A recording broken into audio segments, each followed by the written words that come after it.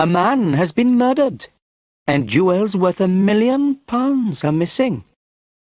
What do you think happened?" "Well," began Holmes, but Inspector Jones did not want to listen to my friend. He thought his own ideas were better. "Listen, Mr. Holmes, I will tell you what I think," he said importantly. "This man, Thaddeus Sholto, tells me that he was with his brother last night. They discovered the treasure together.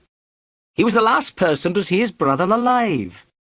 Now, I think that Thaddeus Sholto killed his brother. Then he ran off with the jewels."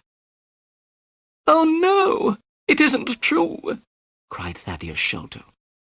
"What about the poisoned thorn in the dead man's skin?" asked Holmes. "And the paper with the sign of 4? "The thorn belongs to Thaddeus Sholto," replied Jones quickly. "I don't think the paper is very important. Perhaps it's a trick. But wait a moment. What's that up there? I see a hole in the ceiling. I must have a look." Inspector Jones went quickly up the steps. We heard him moving about noisily in the room above. Then he came down again. He was hot and dusty. "I know everything now," he cried. "I have found a door which leads out onto the roof. That was how Thaddeus Sholto escaped." "But the footprints," began Holmes. Inspector Jones was not listening. He had not noticed the tiny footprints. He turned to Thaddeus Sholto. The poor man was shaking with fear. "Mr. Sholto," said Jones, "I arrest you for the murder of your brother." "I didn't do it," Thaddeus cried. "Please, Mr. Holmes, believe me." "Don't worry, Mr. Sholto," said Holmes. "I know that you didn't kill your brother. I will find the murderer." Inspector Jones turned to Holmes angrily. "Listen, Mr. Holmes," he said. "This is a matter for the police. It has nothing to do with you. Good night, gentlemen." Inspector Jones and the policeman took Thaddeus Sholto away. A few minutes later, the house was quiet again.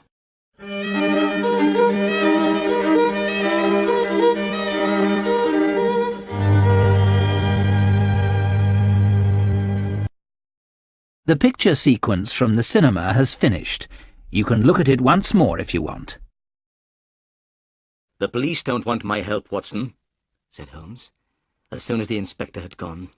"Inspector Jones thinks he has solved the crime and caught the murderer, but they have arrested the wrong man." I agreed with Holmes. I was sure that Thaddeus Sholto was not the murderer. "We must be quick, Watson," said Holmes. "I want you to do 2 things. First, take Miss Morstan home. Second, go to this address, 3 Pinchin Lane. Ask for Mr. Sherman. He has an old dog called Toby. I want you to bring Toby here. Meet me here in 2 hours' time." I took Miss Morstan home in Thaddeus Sholto's cab. She was very upset by what had happened and spoke very little. I promised that I would visit her the next day. Then I went to the address which Holmes had given me. It was the middle of the night, and the streets of London were black and silent. As the cab went along, I thought about everything that had happened. We had discovered the truth about some things. The death of Captain Morstan, the sending of the pearls to Miss Morstan, the advertisement, the letter. All these things were clear. Now there were other mysteries which we had to solve. Where was the Indian treasure? What was the plan found in Morstan's luggage? Who wanted Bartholomew Sholto to die? Where were the pygmy and the wooden-legged men? What did all these things mean? And what was the mysterious sign of 4? I hoped that Sherlock Holmes would discover the answer to these questions. Soon I arrived in Pinchin Lane, the address where Holmes had sent me. It was a very poor street, and the houses were old and dirty. I found house number 3 and knocked on the door. After some time, A face looked out from a window above. It was not a friendly face. "Who are you?" said the face angrily. "What do you want?" Come down and open the door," I said. "I have something to ask you." "Go away at once," said the face. "If you don't, I'll let out 50 dogs upon you." "My friend, Mr. Sherlock Holmes," I began. At these words, the window suddenly shut, and a few minutes later the door opened. I saw an old man with grey hair and beard holding a candle in his hand. "Come in, sir," he said. "I'm Mr. Sherman. I'm sorry that I was rude. I didn't know that you were a friend of Sherlock Holmes." I went into the small, dirty house and stopped in astonishment. There were cages everywhere I looked. All the cages contained different kinds of animals. I could see their eyes shining in the candlelight. "What does Mr. Holmes want?" asked the old man. "A dog called Toby," I answered. "Toby is my best dog," said Mr. Sherman. "He loves to follow strong smells, especially the smell of creosote. That's his favourite." "That's why Mr. Holmes wants him," I said. "Wait here. I'll go and get him." The old man came back after a few minutes. He was pulling a dog on a lead. The dog looked very strange. It had very long ears and very short legs, and its eyes were large and sad. "This is Toby," said Mr. Sherman. "He'll go with you. He's a friendly dog." The dog licked my hand and wagged its tail. I put some money into Mr. Sherman's hand, and the old man gave me Toby's lead. When I got back to Pondicherry Lodge, I found Sherlock Holmes standing outside the door. He was smoking his pipe. "Excellent, Watson," he cried when he saw me. "You've done well. Good dog, Toby. Come here. Good dog." Holmes took a handkerchief out of his pocket and gave it to Toby to smell. The handkerchief was covered with creosote. The dog went mad with excitement. His sad eyes shone with happiness, and his tail wagged. "See how he loves the smell," said Holmes. "We won't have any problems now." Holmes pointed at a drain pipe, which went down from the roof of the house. "While you were away, Watson," he said, "I went up onto the roof and discovered how the pygmy climbed up and climbed down again. He used that drain pipe." The drain pipe ran all the way down from the roof to the garden below. There was a large barrel full of water under the end of the drain pipe. "He climbed down that drain pipe and on to the barrel beneath," said Holmes. "It was very easy to follow his trail. He left marks everywhere. He also dropped this." Holmes put his hand in his pocket and took out a small bag made of dried grass. I looked inside. To my horror, I saw 5 or 6 long, dark thorns. They were the same as the one which killed Bartholomew Sholto. "The murderer has lost these," said Holmes. "Let's hope that he doesn't have any more. Don't touch them, Watson. They are poisoned. But come, where's Toby? We must begin." Holmes took Toby's lead and pulled the dog to the bottom of the water barrel. Toby smelled all round carefully. Suddenly, he began to bark excitedly. He had found his favourite smell, the smell of creosote. Then he started to pull at his lead. "He's on the trail," cried Holmes. "Let's go!" The picture sequence from the cinema has finished. You can look at it once more if you want. Toby pulled at his lead and ran quickly through the grass. He ran so quickly that it was difficult to follow him. The sky was beginning to get light now. Toby ran along the paths in the garden under the trees and bushes. Then he reached the garden wall and ran along beside it. Finally, he stopped at a place in the wall where the bricks were loose. "This is the place where they got into the garden," said Holmes. "It is easy to climb up and down here. Look, do you see this mark? It is the print of a man's hand." He pointed at a flat stone. I saw a dirty handprint on the stone. Holmes picked up the dog and climbed over the wall. I followed. Toby soon found the trail again. Toby did not look to the right or the left. He ran straight ahead with his nose to the ground. He loved the smell of creosote. Nothing could stop him from following it. As we hurried along, I thought about the wooden-legged man and the pygmy. I wondered what would happen when we found them. I knew that they were dangerous. I wished that I had brought my gun with me. Toby was still following the trail. Now we were passing through small, narrow streets. The people were just beginning to wake up. The men were going on their way to work. The women were opening their windows and cleaning their houses. Suddenly, Toby ran down a path. This path led straight down towards the River Thames. Soon the river appeared in front of us. Toby ran faster and faster. The path went down to the water's edge. It ended at a small wooden jetty. Toby stopped. He ran backwards and forwards, trying to find the smell. He looked up at us sadly with his large eyes. He did not know what to do. "They've got into a boat here," said Holmes. There was a small house beside the jetty. A notice was hanging from one of the windows. On it was written in large letters, "Mordecai Smith, Boats and Steam Launch for Hire." There was no one on the jetty. Several small boats were near the jetty on the bank of the river. Holmes looked at these boats. "I wonder where the steam launch is," he said. "I think we must ask a few questions." He knocked loudly at the door of the house. A large woman with a red face opened it. A child was crying somewhere inside the house. I saw that the woman was very upset about something. She had been crying. "Good morning," said Holmes politely. "Are you Mordecai Smith's wife?" "Yes," replied the woman. "What do you want?" "Could I speak to your husband, please?" asked Holmes.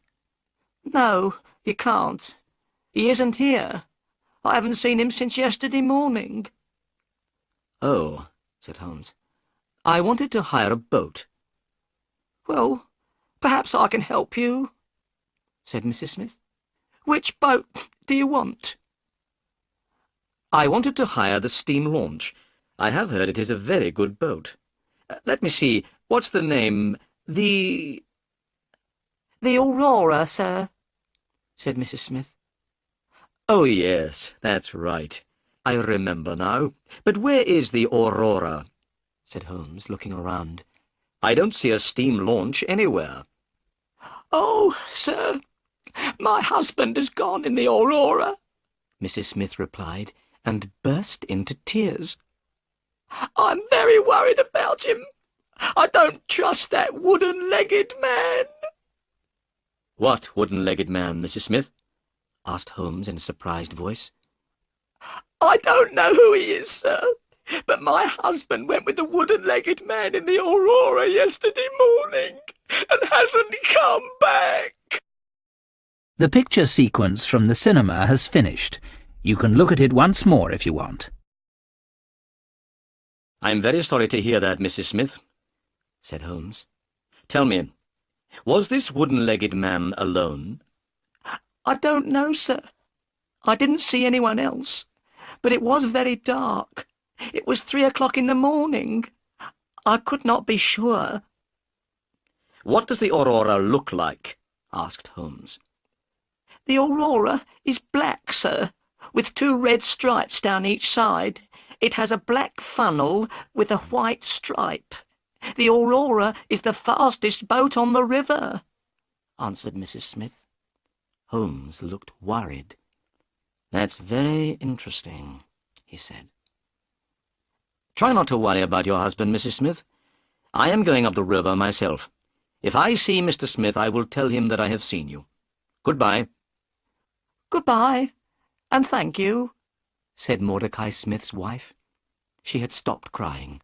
She went inside her house and closed the door. "Watson, we must find Mordecai Smith and the Aurora as soon as possible," said Holmes. Mordecai Smith and the wooden-legged man are working together. Smith has taken the two murderers in his steam launch. They are all hiding somewhere on the river. It will be easy to find them, I said. You must tell the police at once. Holmes shook his head. No, I don't want these criminals to know that anyone is looking for them. They will try to escape again.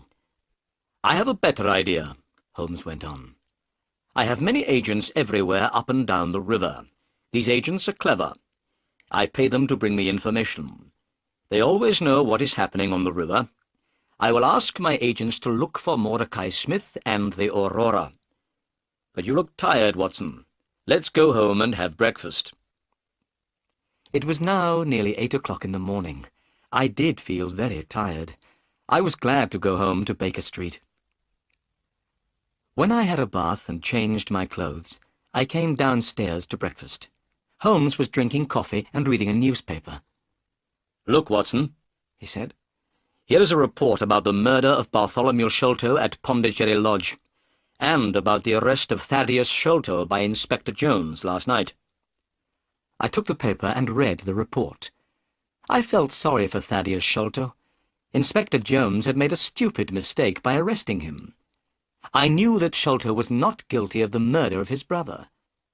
I hoped that we would be able to help Thaddeus. But would we be able to find the murderers? Suddenly, there was a loud knock on the door. A few minutes later, 12 children ran into the room. Their clothes were dirty and ragged. They had no shoes on their feet.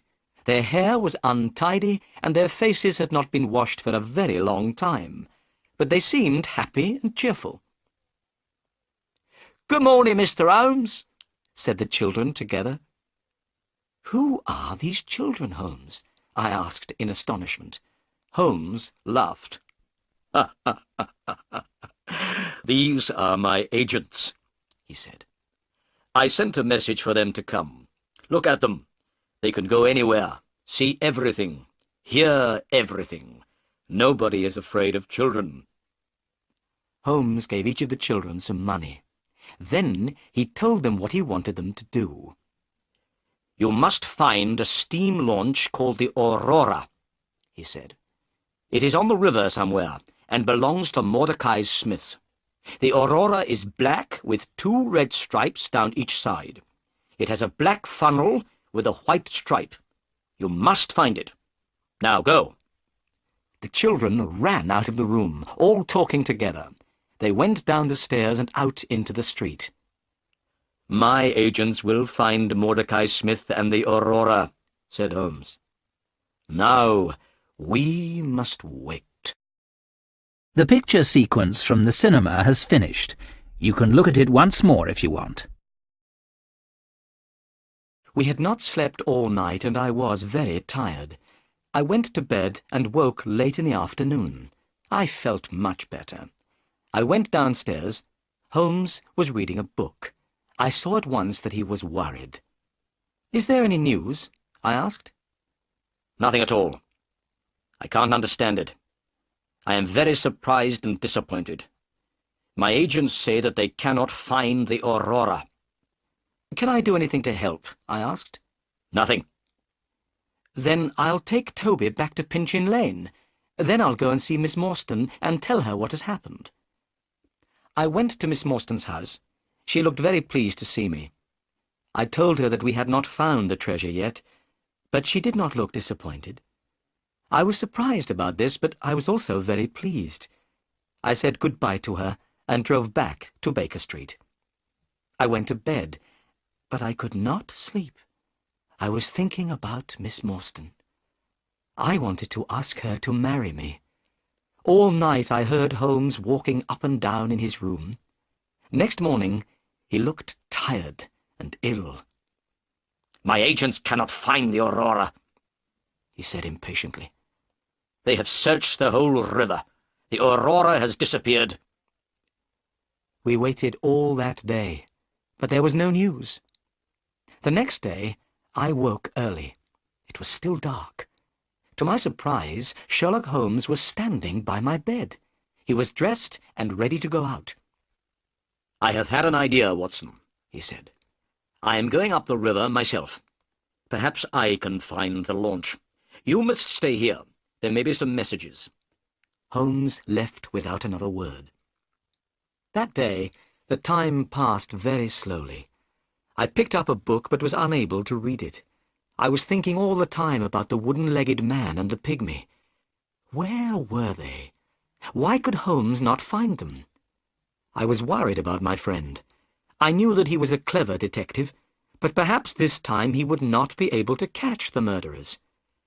At 3 o'clock in the afternoon, I had a visitor. It was Inspector Jones, the police officer. I was astonished. Inspector Jones had changed completely. 2 days ago, he had been very rude to Holmes. He had not wanted his help. Now, he was very quiet and polite.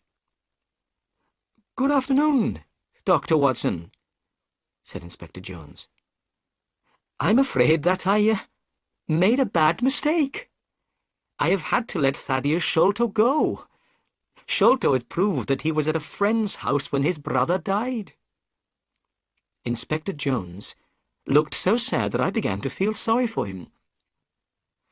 "I've received a telegram from Sherlock Holmes," the inspector went on. "Here it is." I took the telegram and read it. "Inspector Jones, go to Baker Street at once. Wait for me there. I know where Sholto's murderers are hiding. Come with us tonight if you want to catch them. Holmes."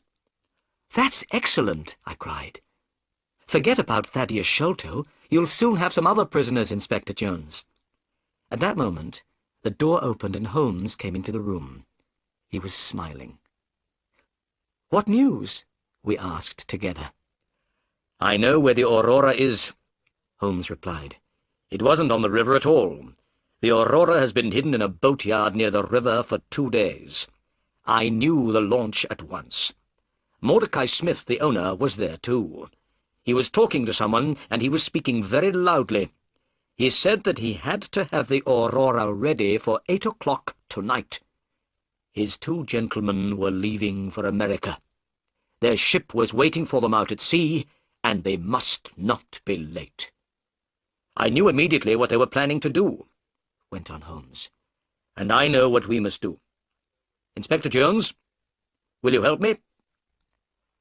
"I was wrong before, and you were right," said Jones sadly. "I didn't listen to you then, but I'll help you now." "Good," said Holmes. "We need a fast police launch, as fast as the Aurora.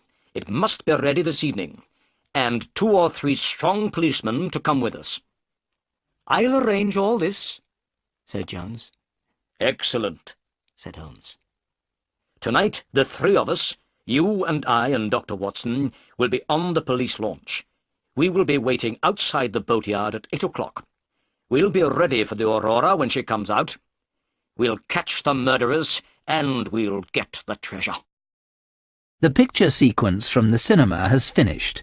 You can look at it once more if you want. At 7 o'clock that evening, the 3 of us, Inspector Jones, Holmes, and myself, went down to the river. Both Holmes and I had guns in our pockets. Inspector Jones had promised to let us use the police launch. This launch was now waiting. 4 strong men were on board the launch. Soon we were moving quickly down the River Thames. The police launch was very fast. We passed all the other boats on the river without difficulty. This pleased Holmes very much. By 8 o'clock we had arrived opposite the boatyard where the Aurora was hidden. It was now dark. We waited. 10 minutes passed. Suddenly a launch came out of the boatyard. It was black, with 2 red stripes. It was moving very quickly. "That's the Aurora," cried Holmes. "Follow it, quickly! Faster! Faster! We must catch them!" We were going so fast that the police launch started to shake, but we could not get near to the Aurora. The chase became more and more exciting. We went in and out between other boats. Many times I closed my eyes. I was sure that we would hit something. At last we got closer to the Aurora. Inspector Jones turned on a light and shone it on the Aurora. "Stop!" he cried. "Stop! We are the police!" In the lamplight we could see some men on board the Aurora. One man was sitting at the back of the launch. Beside him was a strange, dark shape. We could also see Mordecai Smith, the owner of the Aurora. He was working as hard as he could. He was trying to make the engine of the launch go faster. Inspector Jones shouted again, "Stop!" Suddenly, the man at the back of the Aurora stood up. He shouted at us angrily. He was a big, strong man. Then I noticed that his right leg was missing. There was a wooden stump in its place. This was the wooden-legged man. At the sound of the man's voice, the strange dark shape beside him moved. It was a small, dark man, the smallest man I have ever seen. But the pygmy's head was large. His face was hard and cruel. As soon as Holmes saw the pygmy, he took out his gun. I did the same. "Shoot him if he moves his hand," said Holmes. At that moment, the pygmy put a short piece of wood to his lips. We fired our guns together. The pygmy fell backwards into the water with a terrible cry. The wooden-legged man turned the Aurora towards the bank of the river. As soon as the Aurora touched the bank of the river, he jumped out. It happened so quickly that we were not able to slow down and stop the police launch. The man had landed in the soft, wet mud of the river bank, but his wooden leg had stuck in the mud. He could not move. We managed to turn the police launch round. We went towards the wooden-legged man and threw him a rope. Then we pulled him up over the side of our launch. Mordecai Smith was still on the Aurora, but he did not try to escape. We tied the Aurora to our launch. The chase was over. On the deck of the Aurora there was a big, heavy chest. We were sure that it contained the Agra treasure. We carried the heavy box onto the police launch. Suddenly, Holmes stopped and pointed. "Look," he said. I looked where Holmes was pointing. I saw one of the pygmy's poisoned thorns. It was fixed in the wood where Holmes and I had been standing. The poisoned thorn had passed through the air between us. Holmes was smiling, but I felt cold and sick. We had escaped a horrible death. As we went back up the river, we shone our light on the water. We were looking for the body of the pygmy, but we saw nothing. His body still lies somewhere at the bottom of the River Thames. The picture sequence from the cinema has finished. You can look at it once more if you want. The wooden-legged man was our prisoner. He was sitting in the police launch opposite the treasure chest. He was about 50 years old. He had black curly hair and a black beard. He did not look angry any more. He was not interested in anything. "What's your name?" Holmes asked him. "Jonathan Small," replied the man. "Jonathan Small?" repeated Holmes. He took out the piece of paper which had been found in Captain Morstan's luggage. Holmes read out what was written on the piece of paper. "Jonathan Small, Mohammed Singh, Abdullah Khan, Dost Akbar, the Sign of Four." "Give me that paper," said the man. Holmes gave it to him. "Yes," Small said. "I am one of the Sign of Four. This paper is a plan of the fortress at Agra in India. My 3 friends and I found the treasure many years ago. Tonight I have lost the Agra treasure, and you have killed my dear friend, Tonga. I'm not sorry about the deaths of Sholto and his son. I'm not sorry about anything. Do what you like with me." "You will tell us your story later," said Holmes. "But first, Watson, would you take the treasure to Miss Morstan?" "I shall be pleased to do that," I said. But I was not speaking the truth. I did not want to take the treasure to Miss Morstan. I did not want her to become a rich woman. Inspector Jones and I will take our prisoner to Baker Street," said Holmes. "We'll meet you there, Watson." Then Holmes turned to Jonathan Small. "But where is the key of the treasure chest?" "At the bottom of the river," replied Jonathan Small. "Why did you throw it away?" cried Inspector Jones angrily. "You've made things very difficult for us." Jonathan Small did not speak. He did not care what Jones said. When we got to the jetty, I got out of the launch with the treasure chest. I found a cab and drove to Miss Morstan's house. Miss Morstan was sitting by the window. She was wearing a pretty white dress, and her hair was shining brightly in the lamplight. "How nice to see you," she said when she saw me. "Do you have any news?" "I've brought something better than news," I said, trying to speak happily. "I've brought the Agra treasure." I put the heavy chest down on the table. Miss Morstan did not look very excited. "So, this is the famous Agra treasure," she said. "Yes," I replied. "Half of it belongs to you, and half to Thaddeus Sholto. You are a rich woman now, Miss Morstan." "The treasure can wait," she said. "First, I want to hear all about your adventures. Please sit down and tell me everything." So I told her everything that had happened. I told her how Holmes found the Aurora. I told her about Inspector Jones and Thaddeus Sholto. I told her about the chase on the river, the death of the pygmy, and how we had caught Jonathan Small. "How brave you are," she said. "I didn't know that you were in such terrible danger." "It's finished now," I said. "Let's open the treasure chest. There isn't a key. How can we open the chest?" Miss Morstan left the room and came back with a heavy metal bar. I took the bar and put it under the lid of the chest. Then I turned it, and the lid opened. I lifted up the lid. My hands were shaking.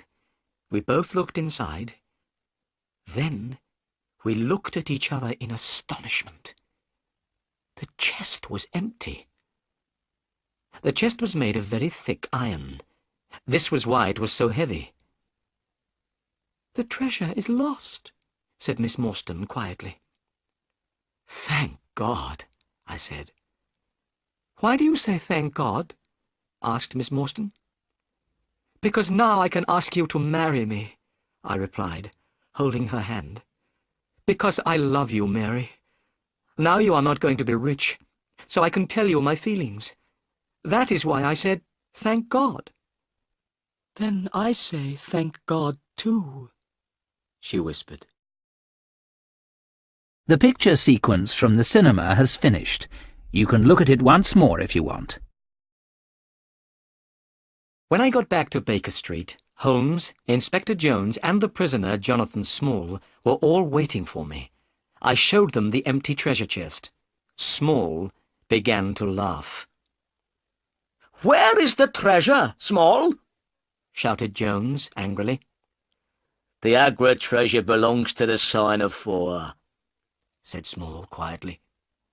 "No one else will have it. I threw it all to the bottom of the river." We all stood astonished. The great treasure of Agra was lost forever. "The Agra treasure is unlucky," said Small. "It has never brought happiness to anyone. It brought death to Captain Morstan. It brought fear and guilt to Major Sholto. Bartholomew Sholto was murdered because of it. And to me and the other members of the Sign of Four, it has brought prison for the rest of our lives." "You must tell us your story," said Holmes. "What is the Sign of Four?" Jonathan Small began his strange story, and we listened. "I went to India as a soldier in the British Army," said Small. "One day, soon after I arrived, I had an accident and lost my leg. After that, I could not fight any more. Then there was terrible fighting between the Indians and the British. The British all hid in an old fortress at Agra. They shut themselves inside. The walls of this fortress were very thick. The Indians could not get in. I also went to Agra. I had 3 Indian friends who had fought for the British. They came to Agra with me. These men were Muhammad Singh, Abdullah Khan, and Dost Akbar. When we were in the Agra fortress, we heard a strange story. It was about a great treasure which had been hidden in the fortress. It had been hidden for many years. The 4 of us decided to look for this treasure. And one day, we found it. It was hidden under the floor in a secret room. We were astonished by what we had found. We had never seen so many beautiful jewels. The 4 of us decided not to say anything about what we had found. We decided to leave the treasure hidden in the secret room in the fortress. When the fighting was finished, we would be able to take the treasure away with us. We made a promise to each other. We agreed that we would always work together. We would share the treasure between us. We became the sign of 4. But a terrible thing happened. 2 British soldiers were killed in a fight. We had not killed them, but we were arrested for their murder. We were sent to prison in the Andaman Islands. Is that where you met Major Sholto and Captain Morstan?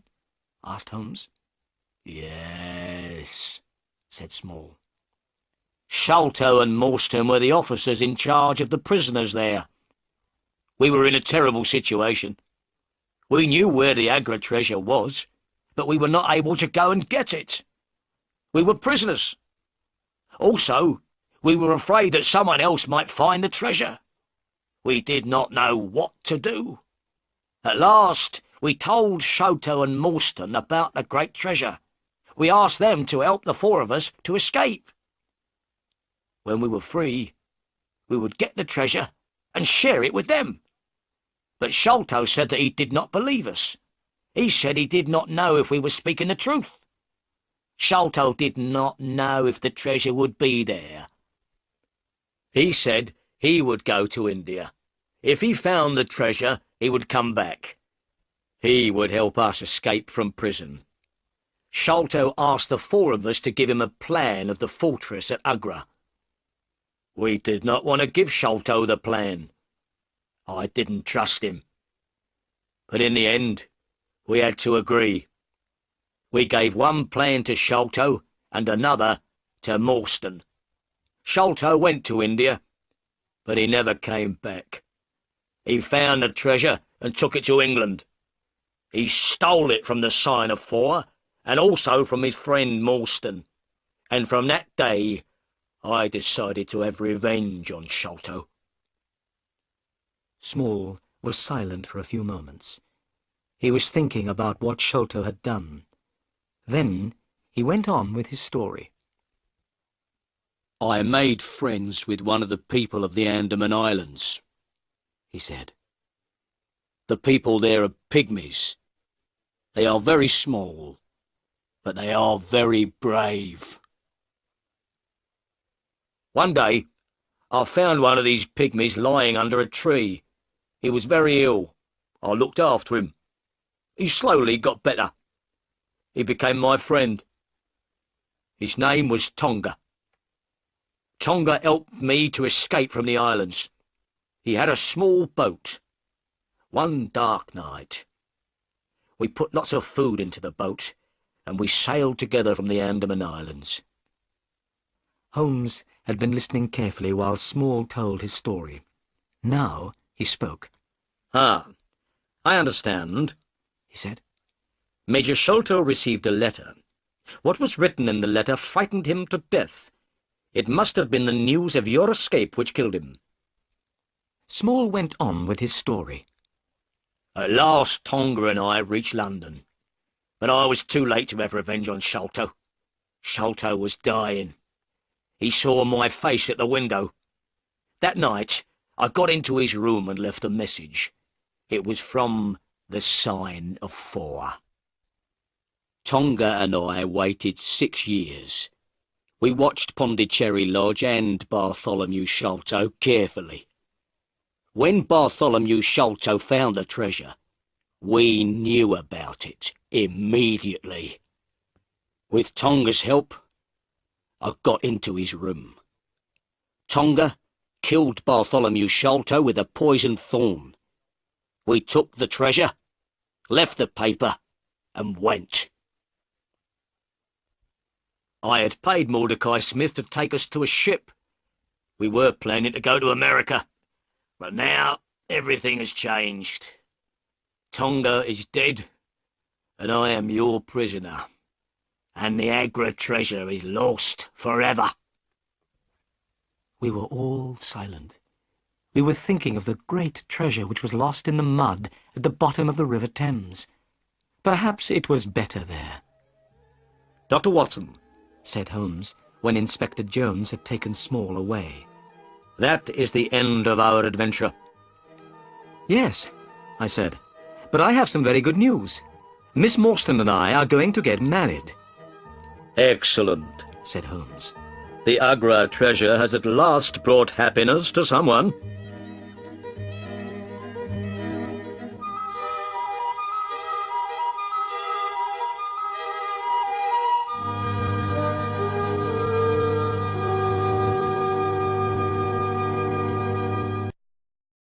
The picture sequence from the cinema has finished. You can look at it once more if you want.